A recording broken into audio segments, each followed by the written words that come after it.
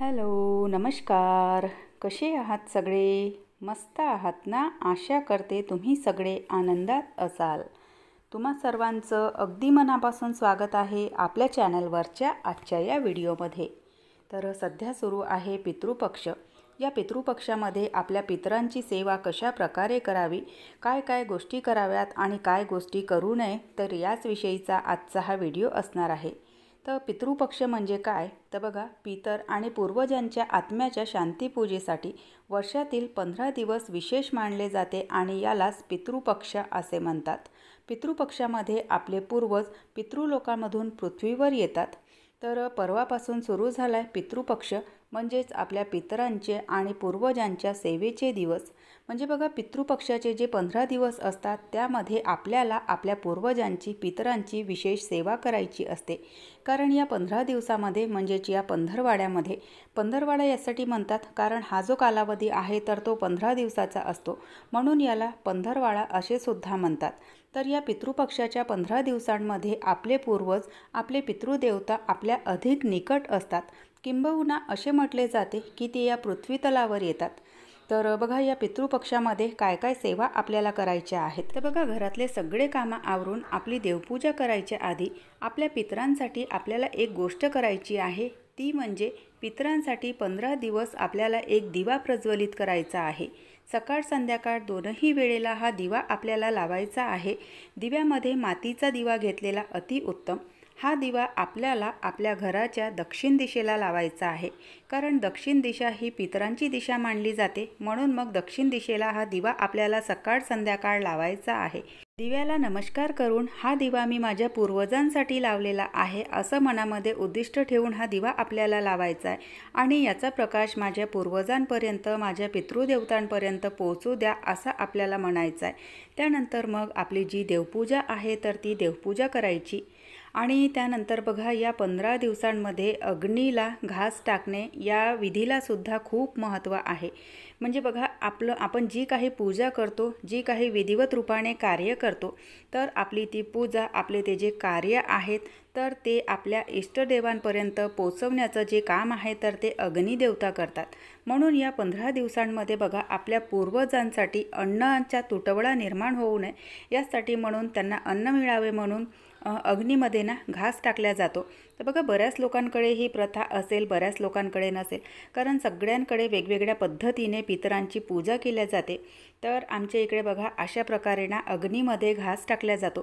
तर हे जे कार्य आहे तर ते बघा, ज्या ज्या दिवशीच्या तिथ्या आहेत त्या त्या दिवशी केल्या जातात. पण 15ही दिवस आपण अग्नीला म्हणजे नैवेद्य दाखवून आपल्या पूर्वजांसाठी ही जी क्रिया आहे तर ती करू शकतो. कारण बघा, ज्यांच्या तिथ्या आपल्याला माहिती आहे त्या त्या तिथीवर आपण श्राद्ध करतो. पण ज्यांच्या तिथ्या माहिती नाही, कारण आता आपले पूर्वज म्हटलं तर कित्येक पिढ्यापासून आपले पूर्वज असतात, तर त्यांच्या तिथ्या आपल्याला माहिती नसतात. म्हणून मग हे जे 15 दिवस आहे तर या 15 दिवसांमध्ये आपल्या पूर्वजांसाठी, त्यांच्या आत्म्याच्या शांतीसाठी ही जी क्रिया आहे तर ती आपल्याला करायची असते. तर म्हणून मग या 15ही दिवसांमध्ये आपण अग्नीला घास टाकू शकतो. तर बघा, म्हणजे ज्यांच्याकडे चालत असेल ते लोक करतात, ज्यांच्याकडे नाही चालत ते लोक म्हणजे नाहीच करत ही क्रिया. तर बघा, आधी ना अशा प्रकारे हे जे पुतळे आहेत, म्हणजे ही जी रांगोळी आहे तर याला पूर्वजांचे पुतळे म्हणतात आमच्या इकडे. कारण बघा, आपल्याला म्हणजे प्रत्येकच पूर्वजांचे फोटो आपल्याकडे असतील असं नाही, म्हणून मग आधीच्या काळी अशा प्रकारे ना ही रांगोळी काढल्या जायची आणि त्यांना आपले पूर्वज या नावाने संबोधल्या जायचं. तर असे पुतळे काढून त्यांना हळद, कुंकू, फूल अर्पण करून घेतलं. आणि त्यानंतर जी गोवरी मी गॅसवर प्रज्वलित केलेली होती तर त्यामध्ये बघा थोडंसं तूप टाकलं आहे, थोडासा तीळ टाकला आहे आणि थोडासा गूळ टाकला आहे. कारण पूर्वजांसाठी आपण जे हवन करतो तर त्यामध्ये काळे तीळ आणि तूप या गोष्टीला खूप महत्त्व आहे. तर म्हणून आधी ते टाकलेलं. आणि त्यानंतर जी पूर्वजांसाठी थाळी मी काढली होती तर त्यातलं जेवण अशा प्रकारे मिक्स करून घेतलं. आणि हे जे जेवण आहे तर ते अशा प्रकारे अग्नीमध्ये टाकायचं आहे. ओम पितृदेवताभ्यो नमः असं म्हणत हे जेवण आपल्याला या अग्नीमध्ये टाकायचं आहे. 3 वेळा पाणी फिरवून घ्यायचं आणि माझं हे नैवेद्य माझ्या पूर्वजांपर्यंत पोहोचू द्या असं अग्नीला आपल्याला प्रार्थना करायची आहे. आणि त्यानंतर बघा थोडंसं वाचनसुद्धा मी करून घेते. नित्यसेवेची पुस्तक माझ्याकडे आहे. त्या पुस्तकामध्ये अशा प्रकारे पितरांची सेवा कशा प्रकारे आपल्याला करायची तर ते सगळं तिथे दिलेलं असतं. कोणत्या देवाची कशा प्रकारे सेवा करायची हे सुद्धा तिथे दिलेलं असतं. तर त्याचं वाचन मी करून घेतलं. तर गणपती विसर्जन झालं की लगेच मग आपला जो पितृपक्ष आहे तर तो चालू होतो. आणि या पितृपक्षामध्ये आपल्याला आपल्या पूर्वजांची विशेष सेवा करायची असते. तर बघा पूर्वजांची सेवा कशा प्रकारे करायची तर त्यासाठी खूप काही असं आपल्याला करायचं नाही. आपल्या पितरांच्या नावाने एक दिवा सकाळ संध्याकाळ आपल्याला आपल्या घराबाहेर लावायचा आहे. आणि तो जो दिवा आहे तर तो दक्षिण दिशेला लावायचा आहे. कारण जी दक्षिण दिशा आहे तर ती पूर्वजांची दिशा आहे असे मानले जाते. तर त्यामुळे दक्षिण दिशेला एक पूर्वजांच्या नावाने दिवा आपल्याला लावायचा आहे. सूर्याला अर्घ्य द्यायचा आहे. सूर्याला अर्घ्य देताना मनामध्ये ही आपली कामना ठेवायची की हा जो अर्घ्य आहे तर तो मी माझ्या म्हणजे ती जी सेवा आहे तर ती माझ्या पूर्वजांपर्यंत पोहोचू द्या. तसं तर बघा रोजच्या रोज सूर्याला अर्घ्य देणे महत्त्वाचे असते. कारण या पृथ्वी तलावर आपण बघा बरेचसे देव ऐकलेले आहेत. हे देव आहे, ते देव आहे, ते देव आहेत, पण आपण बघितले ते म्हणजे फक्त दोनच देव, सूर्यदेव आणि चंद्रदेव. त्यामुळे उगवत्या सूर्याला अर्घ्य देणे खूप महत्त्वाचे आहे. आणि या 15 दिवसामध्ये हे जे अर्घ्य आपण देतो तर ती जी सेवा आहे तर ती आपल्या पितरांसाठी असते. तर म्हणून मग सूर्यदेवाला रोजच्या रोज अर्घ्य देणे खूप महत्त्वाचे असते. या 15 दिवसांमध्ये रोज जर देत नसाल तर या 15 दिवसांमध्ये आपल्या पितरांच्या सेवेसाठी सूर्यदेवाला अर्घ्य द्या. आणि ही जी सेवा आहे तर ती माझ्या पितरांसाठी आहे या उद्देशाने तो अर्घ्य द्या. सोबतच दिवा आपल्याला लावायचा आहे. आणि बऱ्याच ठिकाणी बघा अग्नीमध्ये घास टाकला जातो. कारण आपली जी सेवा आहे ती आपल्या इष्टदेवापर्यंत पोहोचवण्याचं काम अग्निदेवता करतात. तर म्हणून मग 15 दिवस आपण जो नैवेद्य अग्नीला देतो तर ते जे जेवण आहे तर ते आपल्या पितरांपर्यंत आपल्या पूर्वजांपर्यंत पोहोचतं असे म्हणतात. तर म्हणून मग या 15 दिवसांमध्ये जर तुमच्याकडे जमत असेल तर, नाही तर बघा बऱ्याच ठिकाणी पूर्वजांच्या सेवेची जी पद्धत आहे तर ती वेगवेगळी असते. आता आमच्या इकडे काय करतात अशा प्रकारे अग्नीमध्ये घास टाकतात. आणि ही जी सेवा आहे ह्या जो नैवेद्य आहे तर तो आपल्या पूर्वजांपर्यंत पोहोचतो असे म्हणतात. तर म्हणून मग अशा प्रकारे अग्नीमध्ये घाससुद्धा आपण टाकू शकतो. आणि सोबतच बघा आपला जो उंबरठा आहे तर त्याच्या बाहेर आपल्या पूर्वजांचा वास आहे असे म्हणतात. तर सकाळी उठल्या उठल्या आपला जो मुख्य दार आहे तो आपण उघडला की आपल्या डावीकडे आणि उजवीकडे उंबरठ्यावर पाणी टाकायचं. असे म्हणतात की उंबरठ्याच्या बाहेर आपले पूर्वज बसलेले असतात तर ते पाणी पिऊन ते तृप्त होतात. म्हणून मग सकाळी उठल्या उठल्या उंबरठ्यावर पाणी टाकायचं डावीकडे आणि उजवीकडे. तर ते जे पाणी आहे तर ते आपल्या पूर्वजांसाठी असतं. आणि अशा प्रकारे बघा म्हणजे ह्या ज्या छोट्या मोठ्या सेवा आहेत तर त्या आपण या 15 दिवसामध्ये करू शकतो. कारण या 15 दिवसामध्ये आपले जे पूर्वज आहेत तर ते आपल्या अधिक निकट असतात, आपल्या जवळ असतात. पितृलोकातून ते आपल्या पृथ्वीवर येतात. तर म्हणून मग ह्या ज्या प्रभावी सेवा आहेत तर त्या आपल्याला या 15 दिवसामध्ये करायच्या असतात. कारण बघा आपले जे पूर्वज आहेत त्यांनी आपल्यासाठी खूप काही करून ठेवलेलं आहे. याविषयीची त्यांची जी कृतज्ञता आहे ती व्यक्त करण्यासाठी, त्यांच्याबद्दल जे आपले आभार आहे ते प्रकट करण्यासाठी आपण या 15 दिवसांमध्ये त्यांच्यासाठी ह्या सेवा करू शकतो. कारण आज आपण जे आहोत ते आपल्या पूर्वजांमुळेच आहोत, त्यांच्या कृपा आशीर्वादामुळेच आहोत, त्यांच्यामुळेच आपलं अस्तित्व आहे. तर म्हणून मग त्यांच्याविषयीची कृतज्ञता व्यक्त करण्यासाठी आपल्याला या 15 दिवसांमध्ये आपल्या पूर्वजांची सेवा करायची आहे. आणि पूर्वजांचा जो कालावधी आहे तर तो हा 15 दिवसांचाच असतो. म्हणजे हा जो पितृपक्ष आहे 15 दिवसाचा. तर या 15 दिवसांच्या कालावधीमध्येच आपल्याला आपल्या पूर्वजांची सेवा करायची आहे. तर अशा प्रकारे आपल्या पूर्वजांची सेवा आपण करू शकतो. तसेच बघा या 15 दिवसांमध्ये बऱ्याच ठिकाणी कावळ्याला म्हणजे जेवण दिलं जातं, पक्ष्यांना जेवण दिलं जातं. असे मानले जाते की पक्ष्यांमध्ये पक्षी जे आहे तर ते यमाचे दूत असतात, त्यांच्यामध्ये आपल्या पूर्वजांचा आत्मा असतो. तर या उद्दिष्टाने म्हणून पक्ष्यांना सुद्धा जेवण दिलं जातं, त्यांना पाणी दिलं जातं, गाईला नैवेद्य दिला जातो. तर अशा प्रकारे बघा बऱ्याचशा सेवा आहेत ज्या या 15 दिवसांमध्ये आपण आपल्या पूर्वजांसाठी म्हणजे करू शकतो.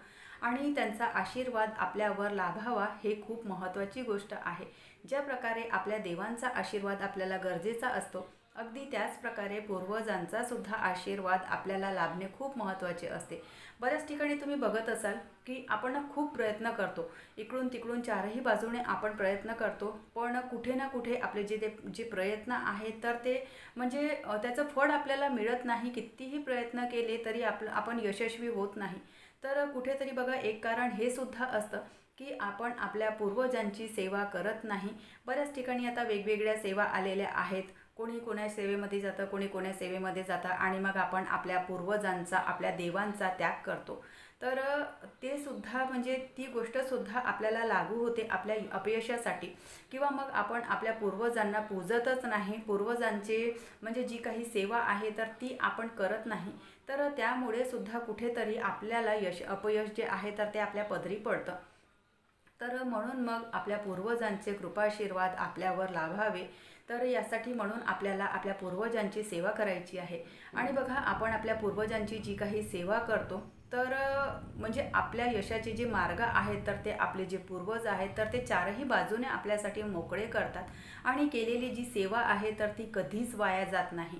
भलेही मग ते पितरांची असो किंवा तुमच्या देवांची असो, कुठे ना कुठे आपल्याला या गोष्टीचं फळ मिळतंच.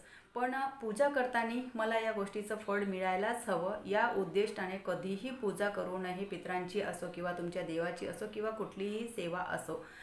पूजा करायच्या वेळेला बघा आपल्या मनामध्ये ना कुठेही ते नसावं की याचं फळ मला मिळायलाच हवं. अगदी निस्वार्थ भावनेने सेवा करायची. माझ्याकडून ही सेवा माझ्या इष्टदेवांसाठी घडू दे, माझ्याकडून ही सेवा माझ्या पितरांसाठी घडू दे. या सेवेचं पुण्य मला लाभलेलं आहे, यासाठी मी खूप खूप आभारी आहे. ही भावना मनामध्ये ठेवूनच आपल्याला पूजा करायची आहे. कधीही स्वार्थी भावनेने पूजा करायची नाही. पण कुठेतरी बघा ही गोष्टसुद्धा तितकीच सत्य आहे की जी सेवा आपण करतो, जे म्हणजे धार्मिक कार्य आपण करतो तर ते आपले धार्मिक कार्य, आपली जी सेवा आहे तर ती कधीच वाया जात नाही. कुठे ना कुठे आपलं म्हणजे चांगलंच होतं आणि आपले जी केलेली आपली सेवा आहे तर ती कुठे ना कुठे त्याचं पुण्य जे आहे ते आपल्या पदरी पडतंच. बऱ्याच ठिकाणी बघा तुम्हालाही या गोष्टीचा अनुभव येत असेल की तुम्ही निस्वार्थ भावनेने सेवा करत असाल आणि कधीतरी बघा तुमच्या आयुष्यात काही वाईट होणार असेल आणि देवाच्या कृपा आशीर्वादाने बघा म्हणजे जी गोष्ट वाईट होणार आहे तर त्या गोष्टीमध्ये सुद्धा कुठे ना कुठे आपलं चांगलं होतं. तर ही म्हणजे आपली जी केलेली सेवा आहे तर त्याचाच हा पुण्यप्रताप आहे की आपण केलेली जी सेवा आहे तर ती कधीही वाया जात नाही. तर अशाच प्रकारे बघा ज्या प्रकारे आपण देवाची सेवा करतो अगदी त्याच प्रकारे पूर्वजांची सेवा आपल्याला करायची आहे. फारसं काही करू शकत नसाल तर एक दिवा आपल्याला सकाळ संध्याकाळ आपल्या पूर्वजांच्या नावाने दक्षिण दिशेला लावायचा आहे. सोबतच बघा ज्या ज्या तिथ्या असतात त्या त्या तिथीला आपण श्राद्ध करतो किंवा या तिथीला जर करू शकत नसाल तर एक सर्वपित्री अमावस्या म्हणून येते, म्हणजे अखेरचा जो श्राद्धाचा दिवस असतो त्या तिथीला सर्वपित्री अमावस्या असे म्हणतात. तर कोणी कोण्याही तारखेला गेलेलं असावं, कोण्याही तिथीला गेलेलं असावं, पण सर्वपित्री अमावस्या जी आहे तर ही एक तिथी असे आहे जिथे तुम्ही सगळ्यांच्या नावाचे श्राद्ध करू शकता. तर या तिथीला सुद्धा आपण म्हणजे श्राद्ध वगैरे करू शकतो. तर अशा प्रकारे बघा पूर्वजांची, आपल्या पितरांची सेवा आपल्याला या 15 दिवसांमध्ये करायची आहे. तर चला व्हिडिओ मी इथेच संपवते. आशा करते तुम्हाला आवडला असेल.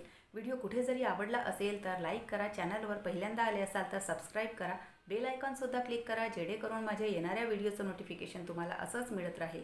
व्हिडिओ कसे वाटतात ते सुद्धा कमेंट करून सांगत चला. चला तर मग भेटूयात आपण नंतरच्या व्हिडिओसोबत. तोपर्यंत सगळ्यांना बाय, सगळ्यांना धन्यवाद. हर हर महादेव.